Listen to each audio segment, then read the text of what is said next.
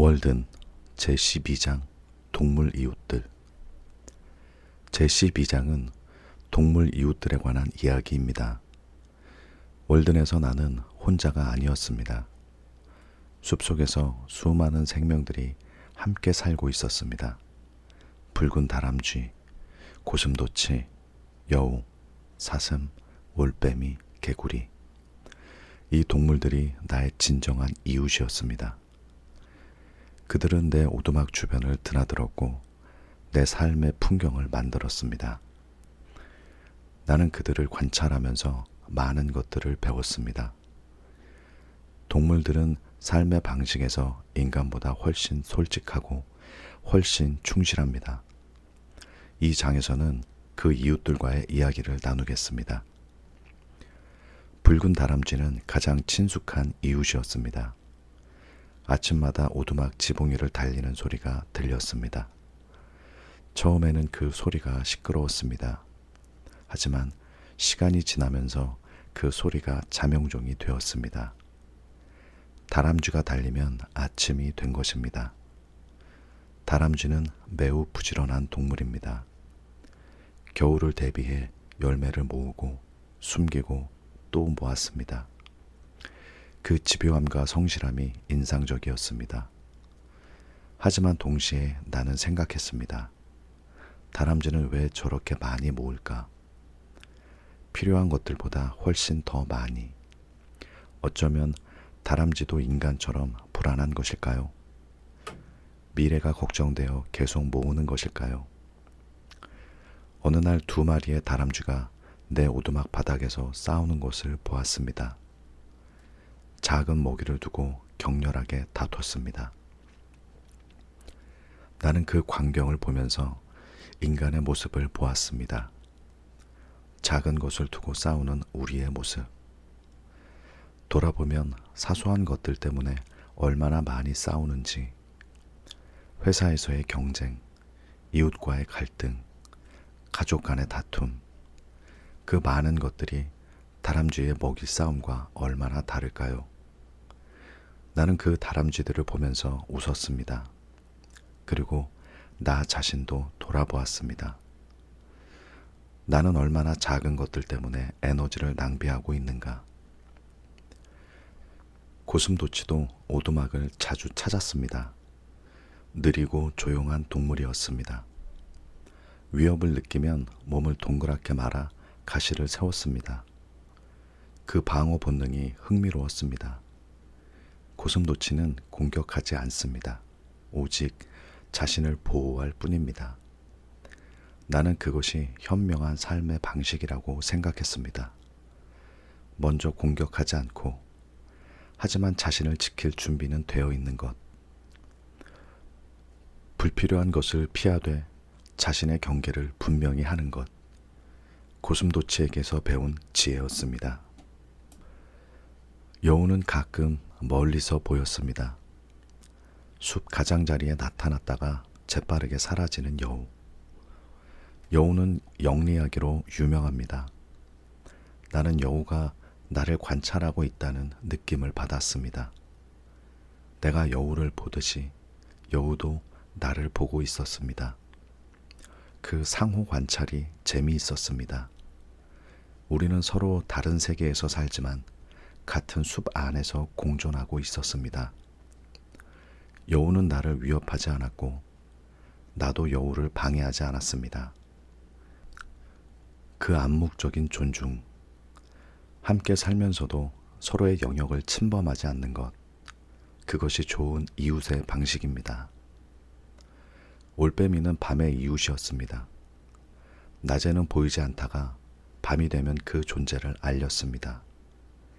울음소리가 너무나 인상적이어서 처음에는 소름이 돋을 정도였습니다. 하지만 시간이 지나면서 그 소리가 정겨워졌습니다. 밤의 소리가 그 소리로 완성되는 것 같았습니다. 올빼미는 어둠 속에서 가장 잘 보는 동물입니다.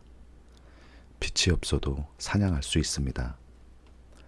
나는 올빼미를 생각하면 이런 사람들이 떠오릅니다.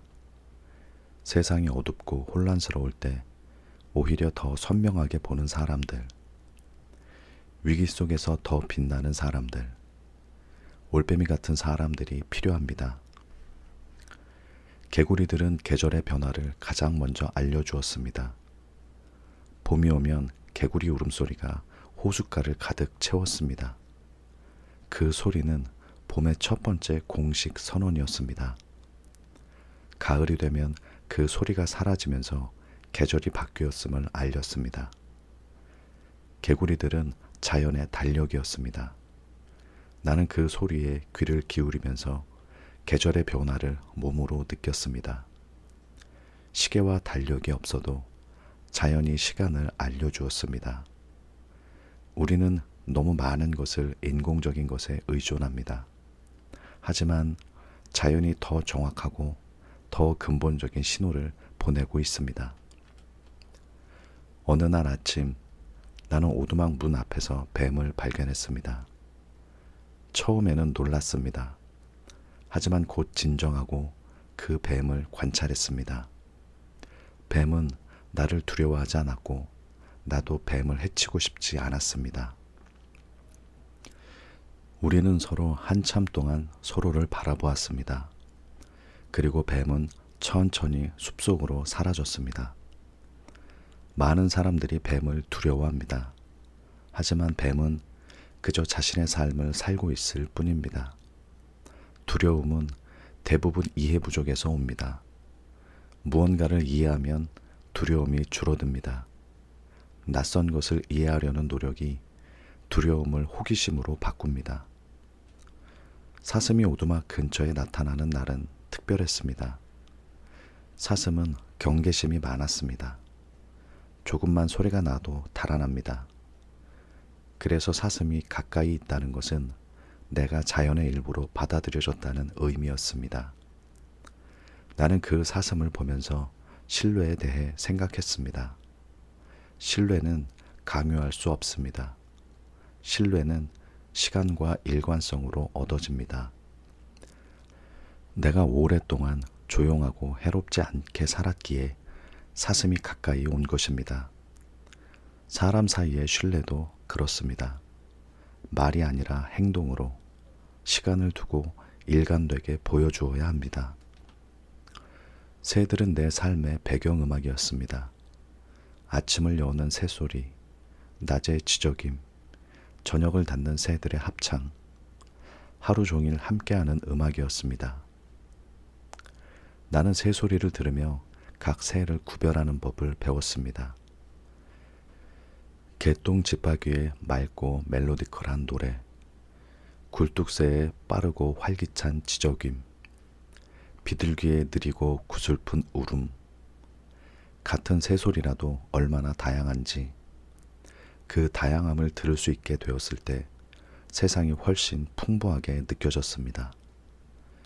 우리는 얼마나 많은 것들을 그냥 뭉뚱그려 듣고 있을까요? 더 세심하게 들으면 세상이 더 풍요로워집니다.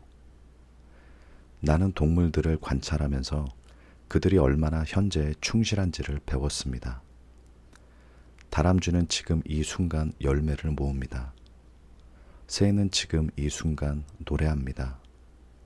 고슴도치는 지금 이 순간 먹이를 먹습니다.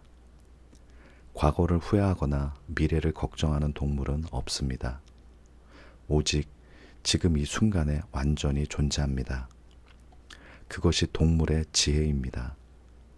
우리 인간은 생각할 수 있다는 능력 때문에 역설적으로 현재를 잃어버립니다. 과거를 생각하고 미래를 걱정하며 정작 지금을 살지 못합니다.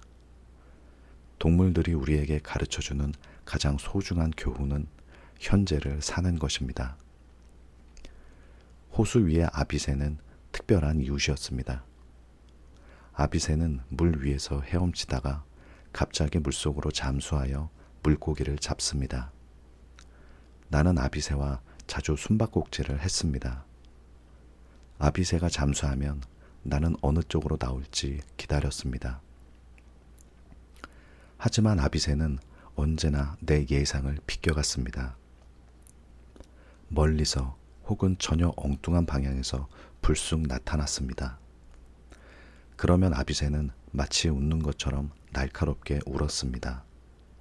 나는 그 소리가 좋았습니다.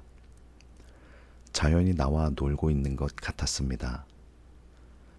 아비새는 내게 삶이 예측 불가능하다는 것을, 그리고 그 예측 불가능함이 얼마나 즐거울 수 있는지를 가르쳐 주었습니다. 어느 겨울날 나는 호수 위를 걷다가 얼음 아래에서 물고기떼를 보았습니다. 투명한 얼음 아래로 은빛 물고기들이 유영하고 있었습니다. 얼음 위는 차갑고 고요했지만 얼음 아래는 생명으로 가득 차 있었습니다. 겉으로 보이는 것이 전부가 아닙니다. 조용해 보이는 사람 안에도 풍부한 세계가 있고 단순해 보이는 것 안에도 복잡한 아름다움이 있습니다.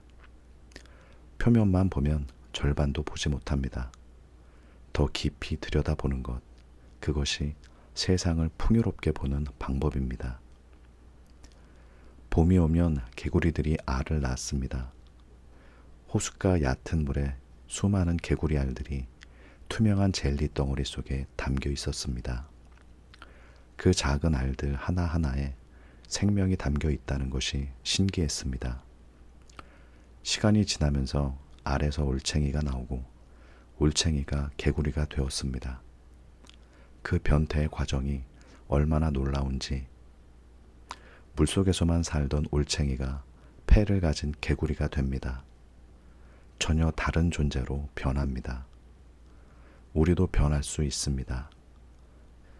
지금의 나는 완성이 아닙니다. 아직 변화의 과정 중에 있습니다. 올챙이가 개구리가 되듯 나도 더 나은 나로 변할 수 있습니다. 겨울숲에서 나는 동물들의 발자국을 따라가 보곤 했습니다. 눈 위에 선명하게 찍힌 발자국들, 작은 다람쥐의 발자국, 큰 사슴의 발자국, 여우의 발자국, 그 발자국들이 만들어내는 이야기들, 이 발자국은 어디에서 왔을까? 어디로 갔을까? 무엇을 찾고 있었을까? 나는 그 발자국들을 따라가며 각 동물의 삶을 상상했습니다. 우리도 발자국을 남깁니다. 우리가 살아간 자리에 흔적이 남습니다. 그 흔적이 어떤 것이기를 바라는지 생각해 보았습니다.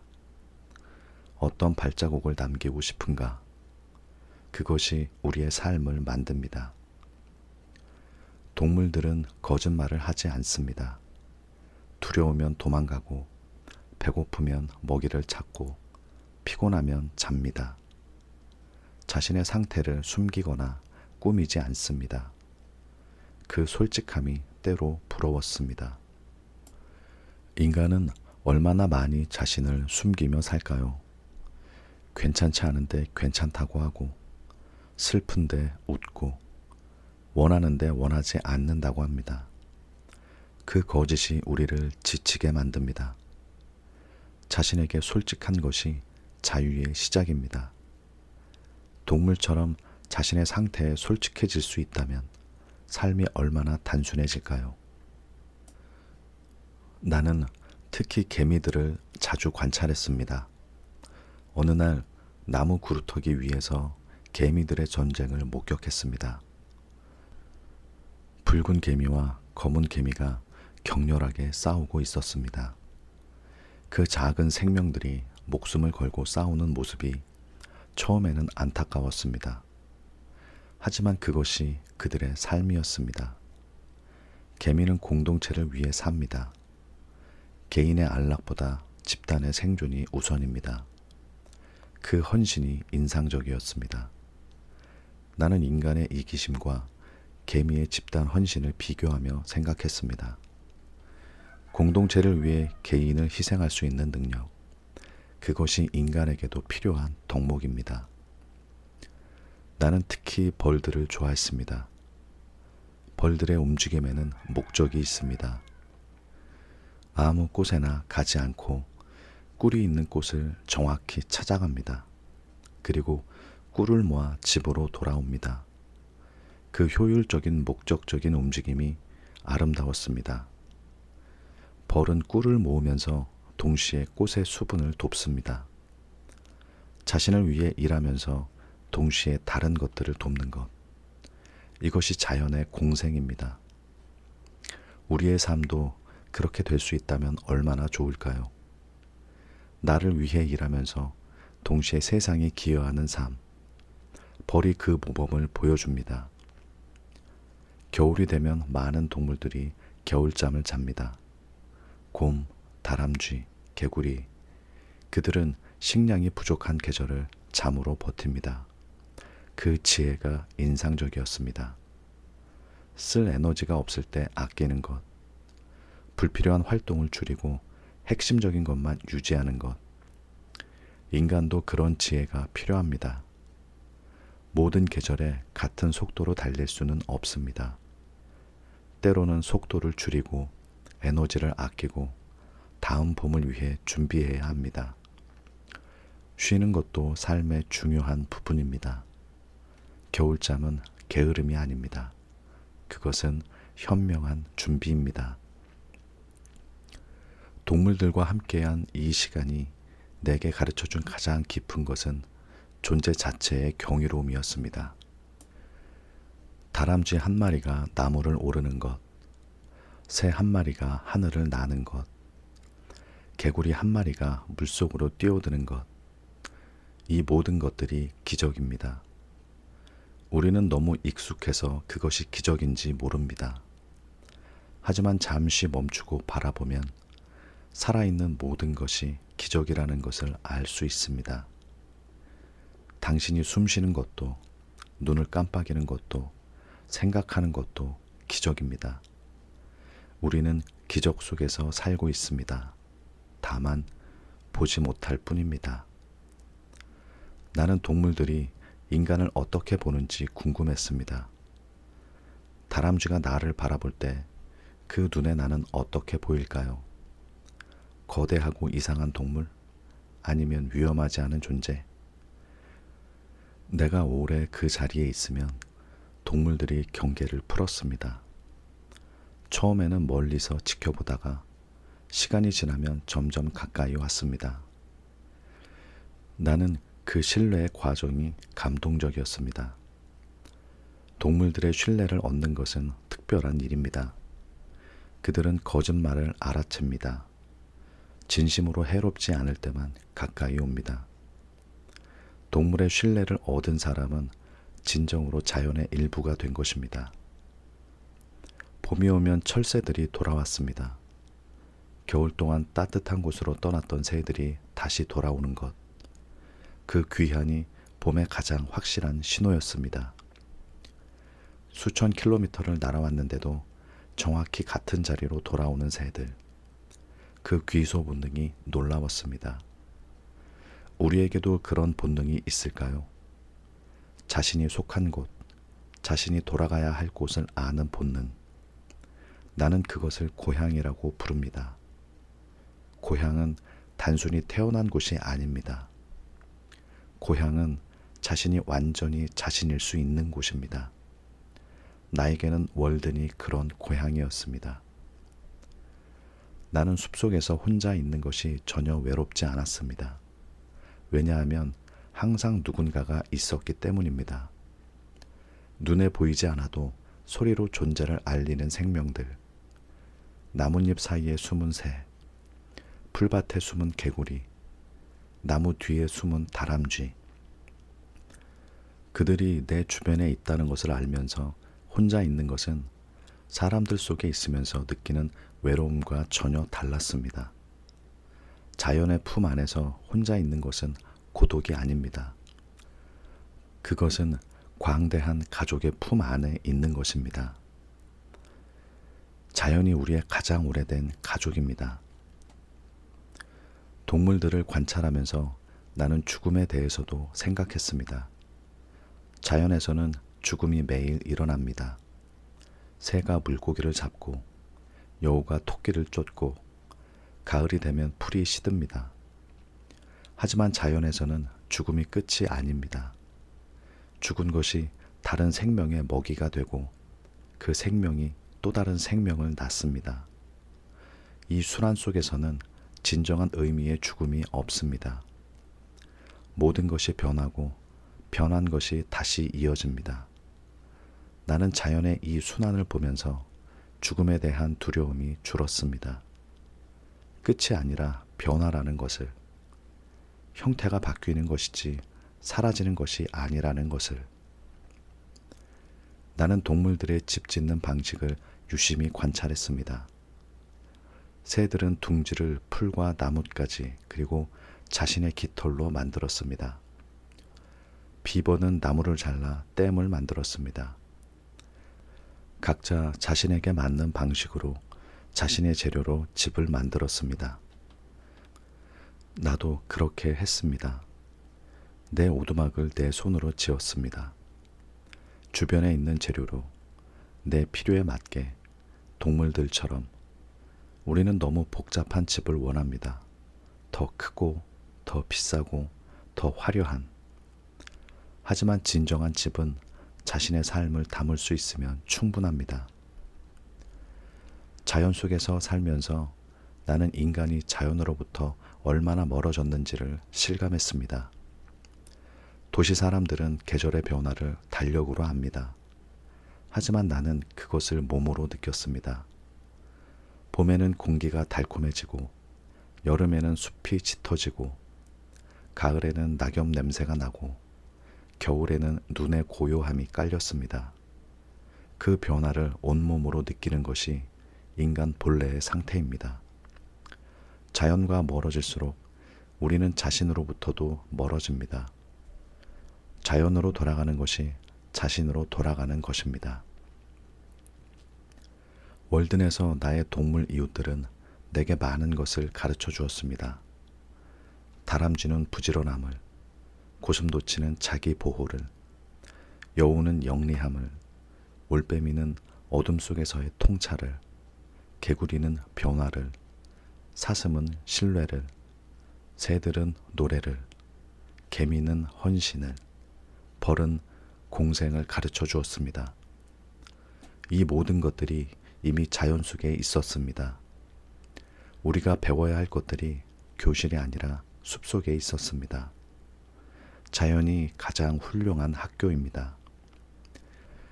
그 학교는 언제나 열려 있고 수업료도 없습니다.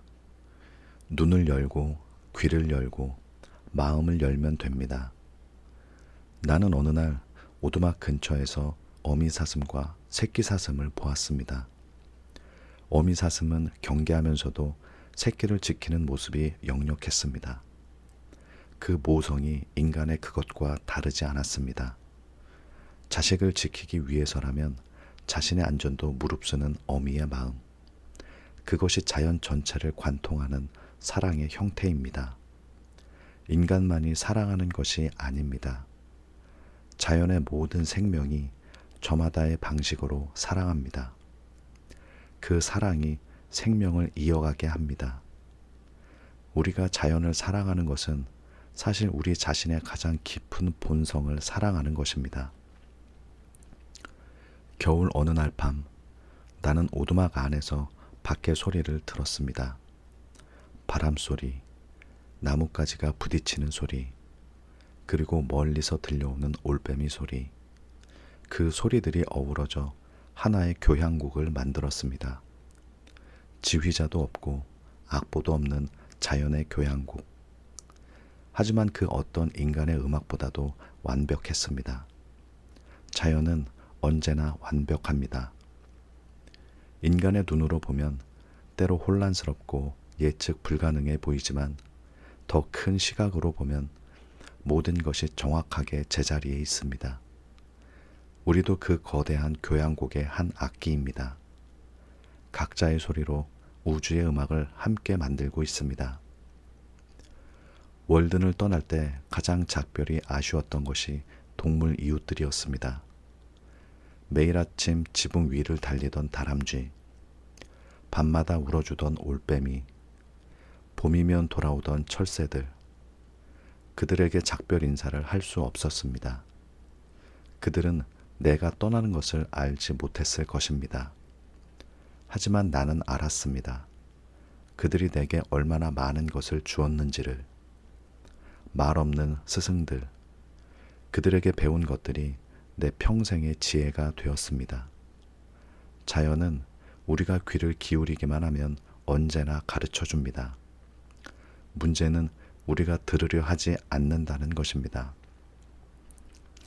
나는 이 장을 마무리하면서 여러분께 부탁드립니다. 오늘 주변의 생명들의 관심을 가져보십시오. 창밖의 새, 화분의 화초, 길가의 개미, 그들이 어떻게 살고 있는지 잠시 관찰해 보십시오. 그 작은 생명들 안에서 삶의 지혜를 발견할 수 있을 것입니다. 우리는 혼자가 아닙니다. 수많은 생명들과 함께 이 지구를 나눠 쓰고 있습니다. 그 사실을 기억하는 것만으로도 삶이 달라집니다. 우리가 지구의 주인이 아니라 지구의 일부라는 것을, 그 겸손함이 우리를 더 나은 존재로 만듭니다. 다음 장에서는 집에 대해 이야기해 드리겠습니다. 함께 해주셔서 진심으로 감사합니다.